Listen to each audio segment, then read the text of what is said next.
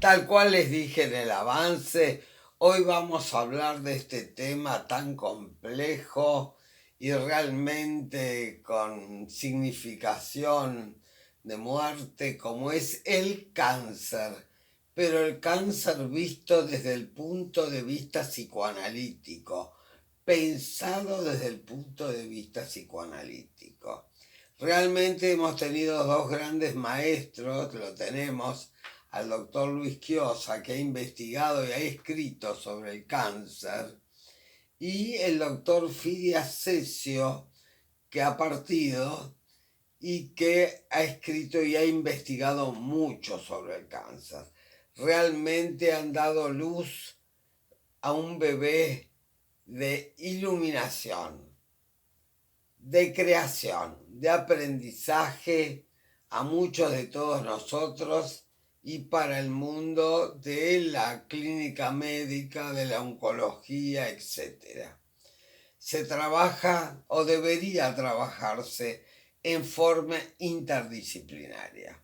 Para este tema he invitado al doctor Alberto Olosky, médico, psicoanalista, presidente de CIPEA, que es el Centro de Investigaciones Psicoanalíticas de Accidentes, que es muy importante, editor de la revista La Peste de Tebas, muy enjundiosa y muy profunda, muy importante al punto de vista psicoanalítico, y realmente un gran investigador que también ha tomado mucho, tanto del doctor Cesio como del doctor Luis Chiosa. Luego de la pausa comercial, vamos al encuentro con el doctor Alberto Olosky.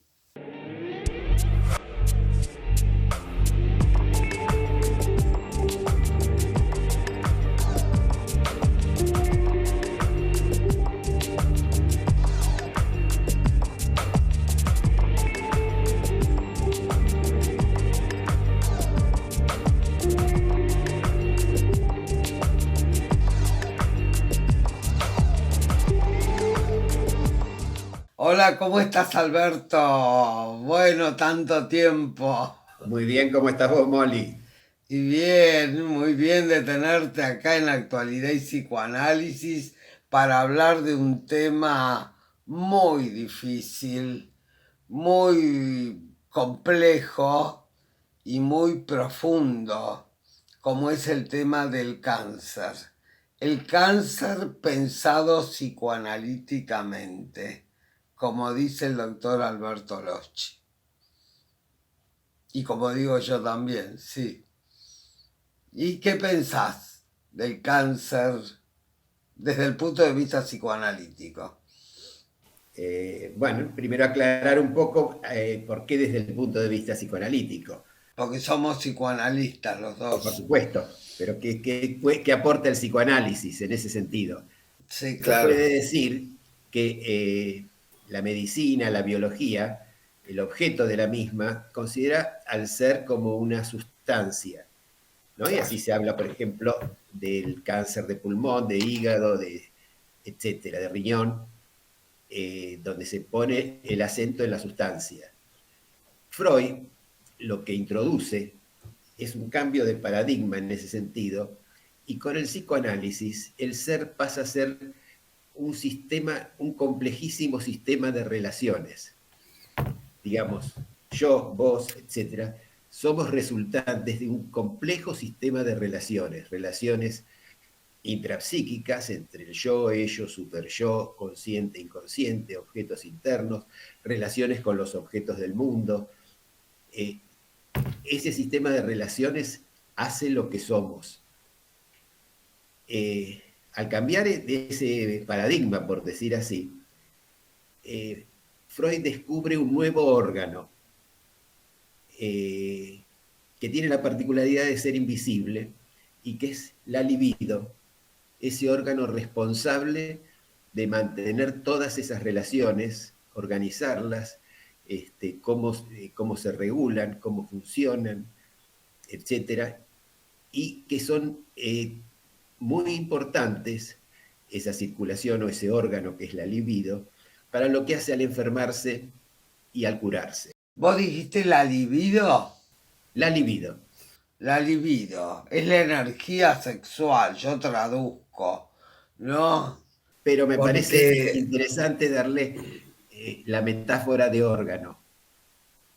sí, la verdad que es novedoso, no lo escuché nunca, novedoso, muy Se me ocurrió bueno. a mí en el sentido de que, digamos, el hecho de que no se vea no quiere decir que no esté siempre presente y no dependamos de ese órgano tanto como dependemos del corazón, de los pulmones, del hígado, del riñón.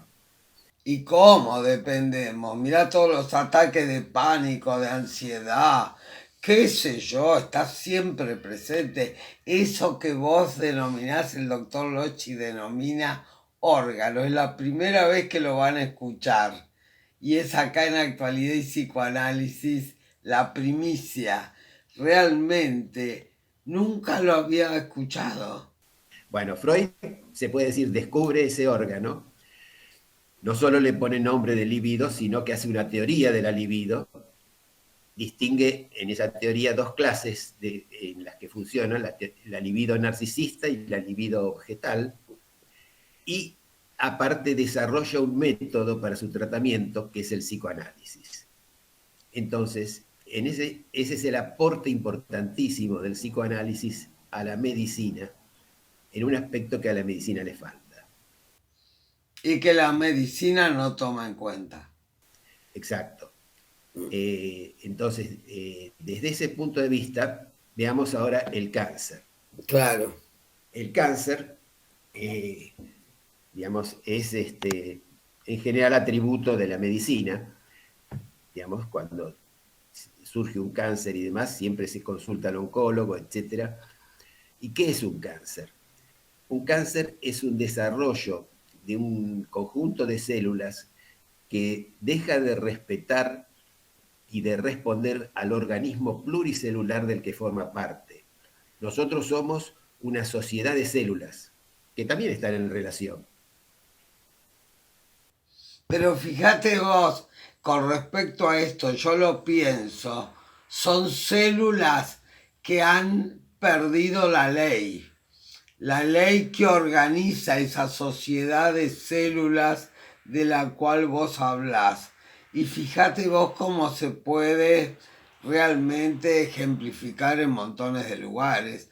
Cuando alguien pierde la ley interna y se pierde la ley externa en la sociedad, todo es un caos y las células entran en caos, ya no dirigen la ley, no se organizan, están desorganizadas y salen muy púberes, muy jóvenes. Así es, Se activa el sistema de mitosis, meiosis. digamos, normalmente eso no ocurre porque las leyes que rigen la sociedad de células prohíben, por decir así, e impiden el desarrollo de células que se apartan de ese circuito. Normalmente se producen en nosotros células cancerosas que no llegan a desarrollarse porque la ley social de las células lo impide. Pero hay ocasiones en que esas mutaciones que se dan en las células atraviesan todas las defensas del organismo, incluso las inmunitarias, esto lo vamos a ver porque es un tema importante, y empiezan a proliferar desmedidamente, más allá de todo control, no respetan las limitaciones propias de otras células, no respetan los espacios, se, eh, se replican automáticamente y en forma eh, impresionante, desarrollando el tumor canceroso que necesita para alimentarse vasos, como esos vasos no lo alimentan, se crean nuevos vasos para alimentarse, van robando el alimento del resto del organismo hasta que en el último paso terminan matando al que lo porta. Al sujeto, claro. Es un proceso, el del cáncer, anómalo, aunque es muy frecuente, que, digamos, no se puede comparar con otros desarrollos patológicos, porque no es un tumor benigno, no es una inflamación, etcétera, o una infección. ¿Con qué podemos compararlo eso? Freud tenía la costumbre a veces de usar los procesos normales para entender los patológicos y a veces los patológicos para entender los normales. ¿Qué proceso normal es parecido o se puede asociar con el cáncer, con la gestación de un cáncer? Paradójicamente podemos decir es la gestación. Vos dijiste la palabra gestación. ¿Cómo se gesta un cáncer? ¿Cómo se gesta un bebé? ¿No? ¿Sí?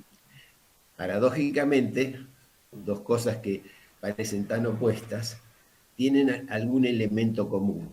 Claro. Efectivamente. ¿Y qué es lo que interviene en la gestación? Tomando la teoría de la libido, de la que nos trajo Freud, antes de todo quiero decir que los desarrollos que se han hecho psicoanalíticamente sobre el cáncer, los más importantes que se han hecho y que son de argentinos, el doctor Chiosa y el doctor Cesio, son los que han aportado Exactamente. Las ideas que permiten pensar el cáncer desde esa perspectiva. Entonces decía, en la gestación, la libido que interviene es la libido narcisista, que entra en actividad con sus pulsiones de vida y de muerte entremezcladas, que entran en una actividad sexual primordial que produce una replicación celular asombrosa que lleva un crecimiento y un desarrollo como nunca va a ocurrir luego del nacimiento, que da lugar al embrión y al feto. Creo que tenemos que desarrollar un poco, Alberto, que es primordial, si no, no se entiende. Este programa va para todo público, a mí me gusta que entiendan todos. Si el desarrollo es desde lo primordial, esto lo primordial lo desarrolló mucho Fides Cesio y vos lo conocés muy bien. Entonces te escuchamos, ¿qué es lo primordial? Lo primordial en psicoanálisis sería ese ello-yo indiferenciado, que contiene todos los yoes anteriores, la herencia arcaica. Es como si fuera un programa que necesita materializarse. La libido narcisista del narcisismo originario, que es el que da origen, replica esas memorias narcisistas de los ancestros, y se materializan parte de esas memorias y de esa herencia arcaica en el embrión, en el feto. Claro, pero cuando nace el bebé, uno dice, tiene los ojos del abuelo, tiene sí, los ojos de la abuela, los ojos del abuelo, el pelo, el corte de cara, etcétera. Parece lo genético, Alberto, lo que llaman lo genético. Sí, en el sentido del psicoanálisis es una metáfora distinta, pero también hay una herencia. Ahora, perdóname, pero ¿por qué esa herencia se transforma en una locura celular? ¿Por Bueno, qué esa herencia arcaica, narcisística, de arquetipos, como diría Jung, por qué se transforma en esa locura celular? Porque es una psicosis a nivel celular el cáncer. así es, Bueno, así es. Pero vamos por pasos para que se entienda. sí. Entonces,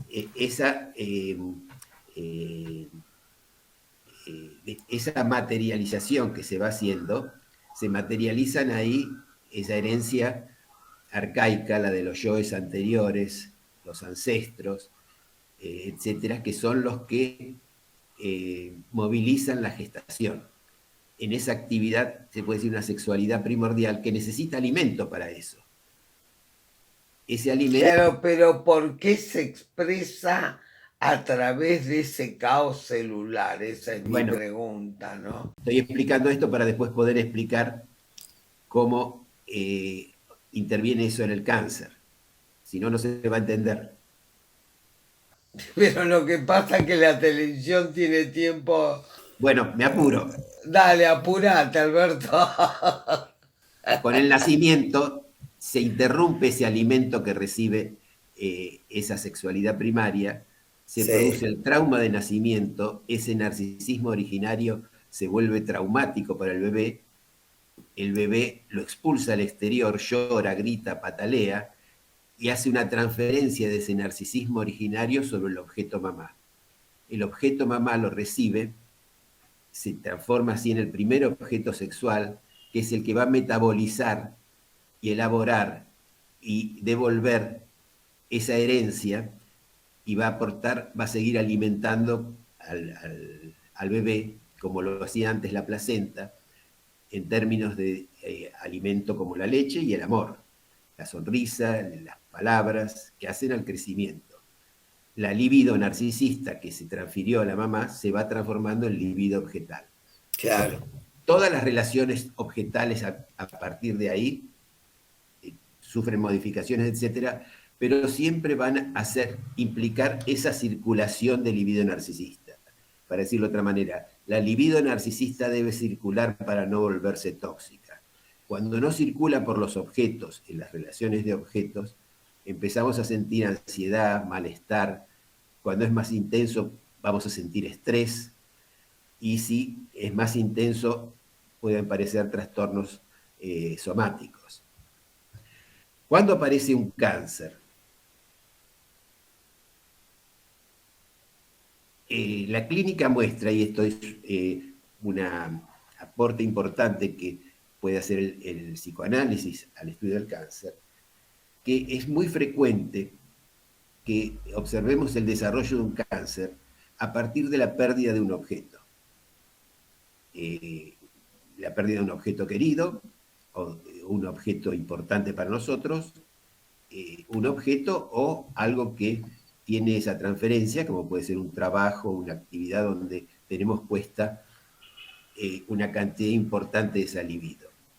Pero Freud, para Freud, los psicoanalistas se lo han olvidado, siempre la emergencia de una patología mental tiene que ver con una pérdida real, imaginaria, importante, seguro, importante de cualquier manera, aunque mucha gente dice, no, pero no me une nada, no lo quiero, es una persona. No importa, el sentido es el significado de ese objeto.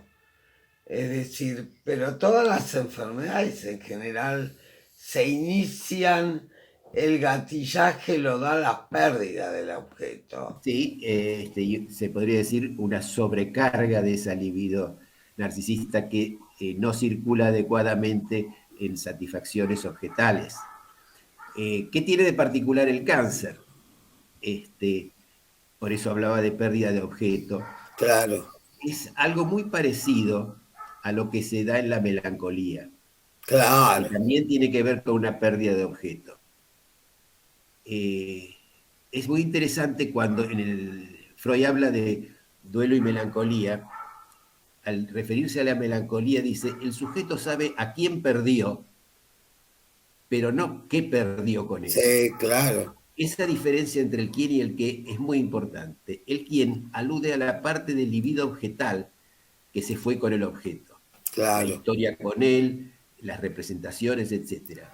El qué corresponde a ese núcleo narcisista, de libido narcisista, que es absolutamente inconsciente, que se pierde con el objeto y que vuelve al yo, que más en la melancolía vuelve al yo y empieza a consumir al yo.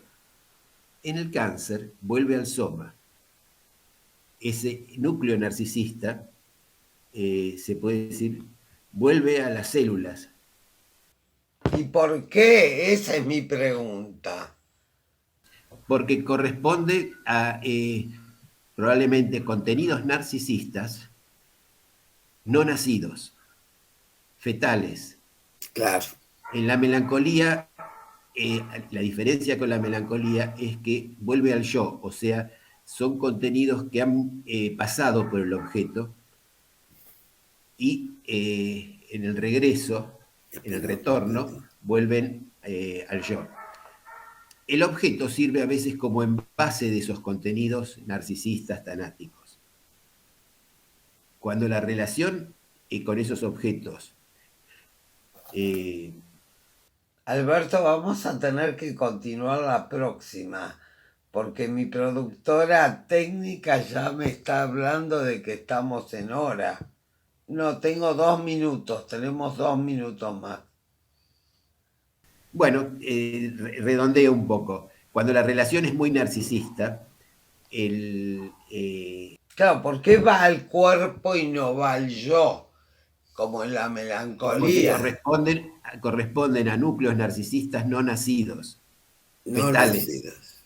fetales que no han pasado por el objeto y en ese sentido vuelven al cuerpo y se alimentan del cuerpo como el feto se alimenta de la sangre materna, del cuerpo materno. El cuerpo pasa a funcionar como si fuera una madre que alimenta a a ese bebé narcisista que es el cáncer.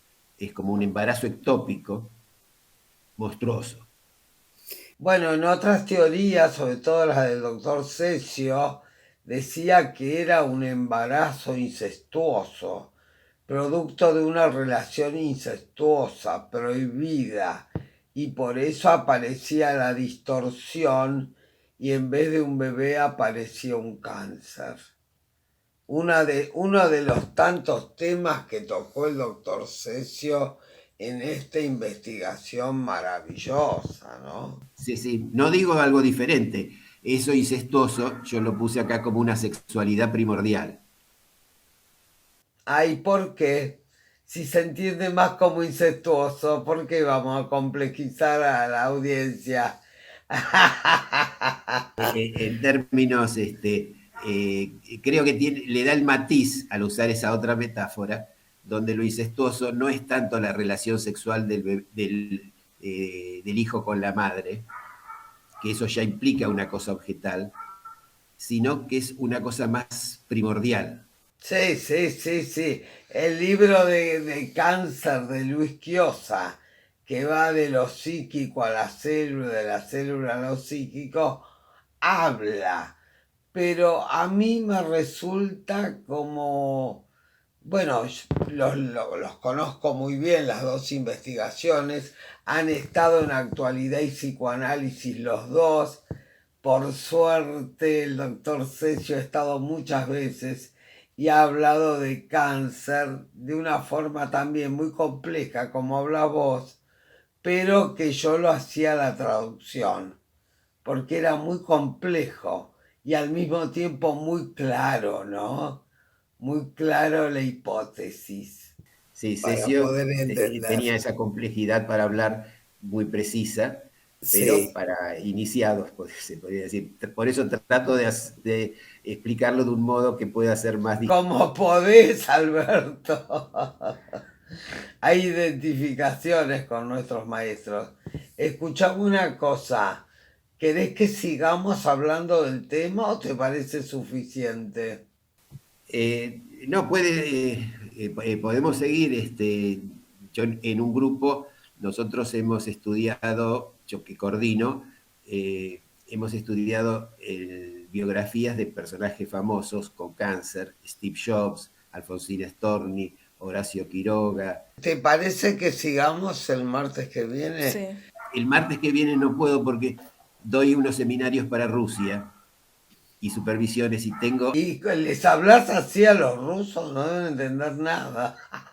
Me traducen. No, no, no, pero el significado de lo que decís, aparte de la traducción al ruso.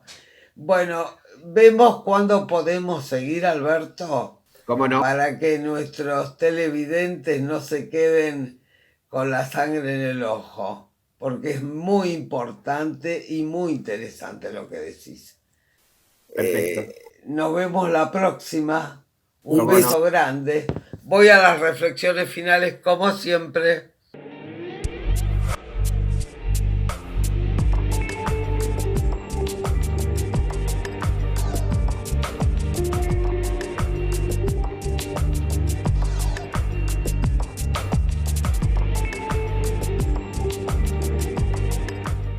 Bueno, han escuchado realmente por ahí un discurso a veces difícil,